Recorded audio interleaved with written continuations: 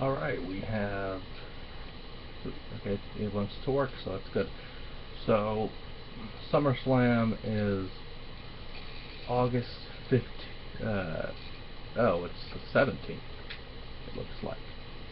Unless it's just something about the panels here on the 15th and 17th, so I'm assuming that it is on the 17th, whenever the next... Yeah, 17th. Because people are saying 15th, 13th, I don't know why. But it's the 17th. And there's only one match on here, but I want to go for like we normally do with the little thing here, with your little match thing here, your history, your, I guess, social media thing now. I guess Discover Los Angeles, I guess if you're in the area for it, how to watch a great country, and of course the network, you can buy that now, which I guess the little preview thing, or it's done. So yeah, there's only one match on here, and I would have done this a few days ago, but personal issues. I mean, we're personally going to do a trip for that I'm not going to disclose. It's something that's to be fun, but by that time, when we do one of these again, it'll be a fuller card, probably by like the week of the pay-per-view. So, but there's only one match that really matters at this point. It is the biggest fight of the summer, they're calling it. The Undisputed Championship is on the line. John Cena versus Brock Lesnar. Plan C is in effect. And I do want to say one thing before I state the obvious with my prediction here, but concerning the Undisputed title, there's a little confusion. When John Cena gave Ric Flair the world title, which was a fitting way to retire the belt, I guess people thought, oh, just give it to Flair and he'll just have it back, which I guess which actually happened on the pay-per-view and throughout this week on Raw. He has both belts, but apparently people, the WWE wants to have a new logo on their belt, getting rid of the scratch logo that we are familiar with, and having the WWE Network logo, which they're transitioning from the old logo to the network one, which is not a surprise. It is to me a little bit, because I'm like, hey, you have your network, just use that for your network. But I guess the original plan, when we had the network in 2012, that was going to be the logo for the network channel, but that never happened. So I'm assuming they were just going to brand them all into one. So we're expecting a new title with a new logo, regardless of what happens at SummerSlam. But as far as the world title goes, John Cena, or whoever the champion is, will hold those until SummerSlam, as are all the champions currently holding all the titles until a new belts are made with the new network logo. So that is a little tidbit there, but this is the easiest thing in the world. Brock Lesnar will fucking win this match. There's no way around it. I mean, here's why I say that, because when Brock Lesnar first came back to WWE, it was going to be, oh, we want to be number one contender for the Undisputed title, number one contender for the title, and it never happened.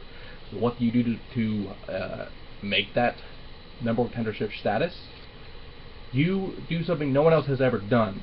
You conquer the undefeated streak of The Undertaker. You end a dynasty. You beat The Undertaker brutally.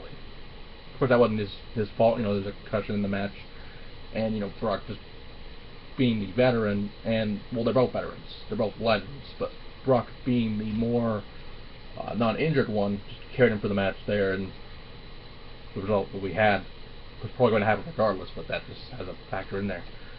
And then the next night on Raw, Paul Heyman does an amazing speech for the conqueror of the streak, and we never see him again. I personally thought, oh, you beat the streak, automatically number one contender. So he faces Daniel Bryan in Extreme Rules, but that never happened because Daniel Bryan, the next two pay-per-views, faced Kane and ultimately got injured and vacated the titles, to where Cena got his 15th reign. But it's simple. Cena, and I might get a lot of flack for this, but Cena is a transitional champion at this stage. There was no reason for him to lose the belt at Battleground, because it made no sense. But it makes sense for them to lose the title at SummerSlam, because it's a big event that Brock Lesnar is on, and Brock Lesnar, if he does win, would guarantee him to be on Night of Champions. It guarantees him to be on every month at least for a pay-per-view, if not a few Raws out of the month. It makes sense to have Brock Lesnar use the most you can out of him. But there is one thing: if Brock Lesnar does win, that means sometimes down the road, John Cena will become a disgraceful and unbelievable 16-time world champion in a 10-year span. Now, the reason I say this is because the man who gave the world title to, Ric Flair, 60-time world champion, in some promotions 21 times due to regional titles technically having the world title moniker, even though it's not a real world title.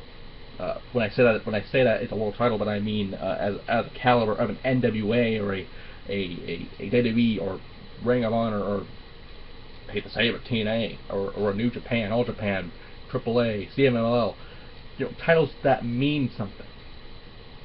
Not compared to like a generic, not a generic, but a world title like an indie promotion that has not made it, like a FIP or a CZW or a WSU or Dragon Gate or a million promotions I could think of that have world titles in their promotion, but they're not technically major world titles.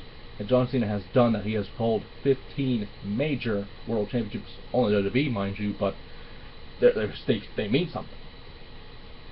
And sure, it's sports entertainment, it's entertainment, but the fact that John Cena is on the same level as Ric Flair is a disgrace to this once proud sport of wrestling.